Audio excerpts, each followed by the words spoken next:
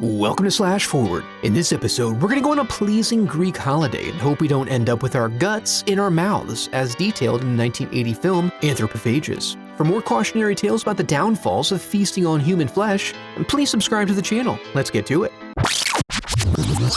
We open on a cactus patch and break our damn necks, zooming out to a beautiful building. As the credits roll, we watch a young couple wander about a picturesque ocean village of white marble. This fine German couple trawls the beach in their genuine Wrangler blue jeans until they find a rock and begin stripping down before venturing into the ice-cold waters. Bruno rocks the shit out in a classic beach look: cowboy boots, dungarees, huge cans, while Ilsa floats out to an abandoned boat, slapping against the rocks. She reaches the vessel but is intercepted before getting a chance to inspect it and is dragged under the water, where she's turned into a cloudy plume of blood. But this is no shy beast. It comes to the shoreline, staining the brown sand red, and then depositing its cleaver straight into fair Bruno's brain matter. We then cut to a sky trolley where we learn Maggie is not feeling well due to her pregnancy. This group of friends is traveling to the first stop in their island-hopping vacation adventure, hoping to hit all the spots along the archipelago. But then the outsider Julie pulls a simple grift, getting Danny the ding-dong to break her camera so she can ask for a ride in their boat as repayment. When they arrive at the stop, they all file off and flag down their trip planner, Alan. So happy to be reunited with old friends, everyone gets a gentle neck grab, and the ladies get an extra little kiss. They all pile in and drive off to the command center for orientation. Here, Julie shows them the island she's going to. It's 100 miles offshore with a small, self-sufficient population, so it's rarely traveled and there are no commercial boats that bring people to the island. Enthusiastic about the possibility of having a fun adventure in paradise, they all agree that there would be nothing better in this life or the next than to go to this island with Julie and meet its inhabitants, her friends included among their number. So with the theme of travel stuck hard in our brains, they go from this location to another location, again, the harbor. And with barely any intervening shots, we find ourselves on the open scene, Maggie puking her guts out the whole way while the rest of them relax. Danny turns this into a party cruise, much to Carol's chagrin. Julie's flattered by this attention, but knows Carol is crazy about Danny and she declines to stand in her way. The detailed interpersonal relationships among the group of new friends is explained by Julie to Alan, another total stranger to her. Bored with this nonsense, he decides to show Julie how easy it is to navigate a ship and totally gives up on it. Now in full-on party mode, Carol keeps the good times rolling with some card reading, a distinctly feminine activity apparently. Maggie turns over her cards, but bad news. You're a bitch, and your baby's gonna be ugly. Julie actually steps in here and does her own positive interpretation of the cards, sending Maggie off with the warm fuzzies. And then Carol confides that she froze up because the cards didn't tell her anything, and the cards showing no future usually means something bad is gonna happen very soon. As Julie and Alan continue to warm up to each other, he confides that Carol's been acting a little odd due to Julie's presence. She feels that something is off about the group dynamic and has a general malaise about the thought of traveling to this forsaken island. But no worries. Carol's a genuine lunatic, has been since she was a kid. And he's in medical school, so he knows. But also, her behavior is not helping the matter. And this guy, who we've never seen before, spots land. I guess it's a good thing he apparated onto the boat. They dock down and come ashore, resulting in Maggie immediately spraining her ankle on flat ground. The cards were right. Alan, the med student, wishes her well and immediately leaves the area. As they walk inland, we hear heavy breathing coming from somewhere. We then get an identical shot to confirm that this is the cursed island we visited briefly in the opening shots of the film. The whole area appears to be abandoned now, so they split up to go exploring. In the general store, they find the telegraph machine has been vandalized, and the last telegram out was from more than a month ago, which is spooky.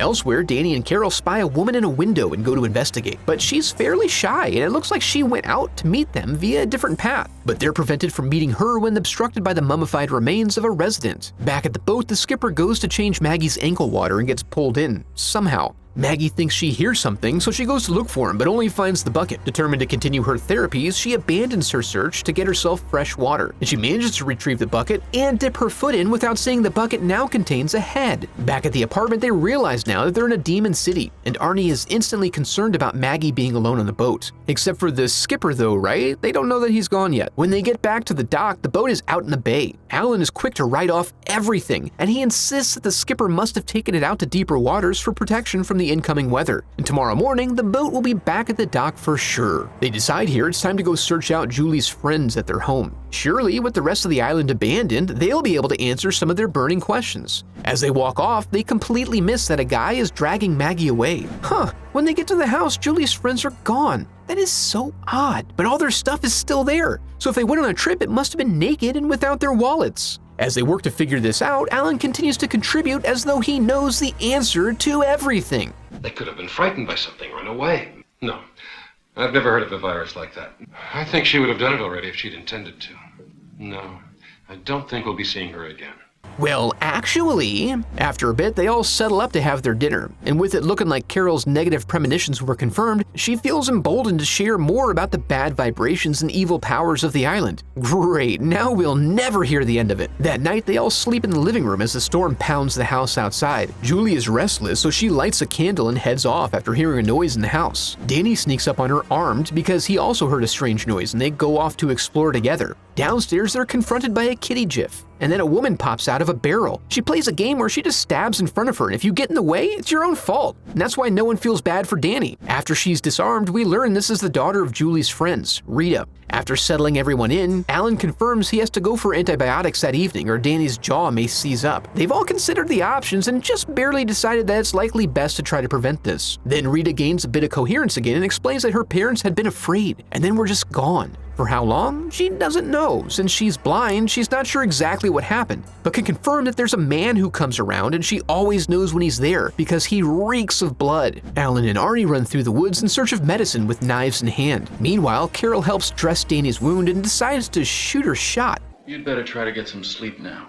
Ow, her heart. And as the village boys find their supplies, Danny fuels up on a snack of oranges and cigarettes before going to find Julie to discuss his feelings and go in for the big one, further turning Carol against her. So she runs off into the woods like a brat, forcing them all into a dangerous situation. She even takes it one step further by sneaking up on Julie and locking her in the cemetery. Julie runs around, eventually finding a wall she can hop, and does so right into the arms of Alan and Arnie, and they escort her back to the house. Danny is disturbed by a noise, but Rita wakes up due to the old familiar smell. So Danny arms himself with a cleaver and goes exploring. To keep Rita from being distressed, he locks her door on the way out, inadvertently locking her in with old Stink Mom. So when she gets to screaming, he rushes back to save the day, but is easily disarmed and dispatched by their giant assailant. The next morning, we find them wandering the woods again, searching for Carol. Arnie is distraught at the now near certainty that his wife is dead. Hey, what's the matter, Arnie? Move.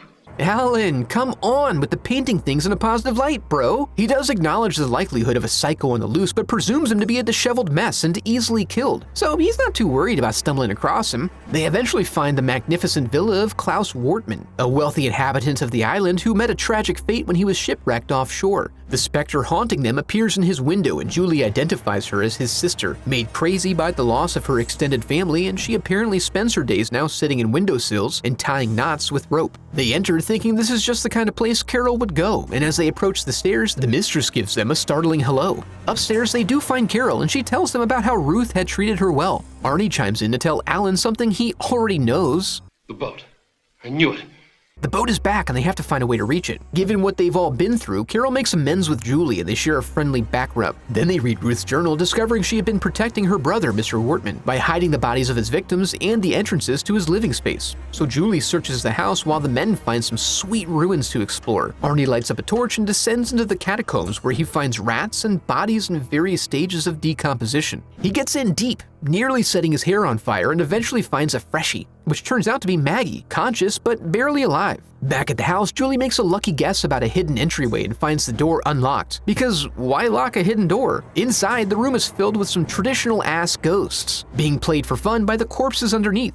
As she explores, Wortman returns to his underground stockpile, breathing steam all over. Arnie tries to reason with him, but he is intoxicated by the taste of human flesh. And once it gets in you, that don't go away. Here we get a brief flashback to see the emergency raft. Wortman and his family are baking in the hot sun, and he, so compelled to live at any cost, decides to feast on the flesh of his dead son, but against his wife's wishes. In the struggle, he accidentally deadifies her as well. He's an unfeeling monster now, letting nothing get between him and his precious flesh. And then this corny movie goes in hard as he reaches deep inside of Maggie and pulls out a fresh juice box for consumption. Back at the house, Carol meets up with Julie, who's found another journal, and declares Mr. Wortman to be a raving maniac. She's then surprised to see Carol bleeding all over, now another victim of the madman. Julie runs upstairs with Rita as Mr. Wortman slowly pursues them, lethargic from his diet of pure meat. This gives Julie enough time to get them locked in the attic, hoping he succumbs to ketosis before managing to break in. He doesn't, but he does walk off, leaving them to sit and wait patiently so he can circle around to the roof and grab at them. Since Rita can't see, she's helpless to avoid this and gets pulled through the shingles, scraping her face up pretty good. And then her tender throat meat is feasted upon. Julie tries her best and does manage to ding his shin bone with a pickaxe, which really smarts, causing him to roll off the roof. Julie then stumbles down and looks for him, but gets pulled into the well and just barely avoids falling all the way in. She's left in a fairly vulnerable position but manages to reach the ladder and climb out, although Wortman does have a grasp on the other end of her rope, and he starts tugging on her string. But then Alan shows up just in time to claim credit and splits your boy wide open. Then they all sit around and watch while Wortman, since he doesn't have a fanny pack handy, tries to put his guts back in via the esophagus, but keels over in the process. I have a website set up where you can support the channel through donations or merch. I'd like to take a moment to give a huge thanks to my donors, memorialized in the Hall of Headshots.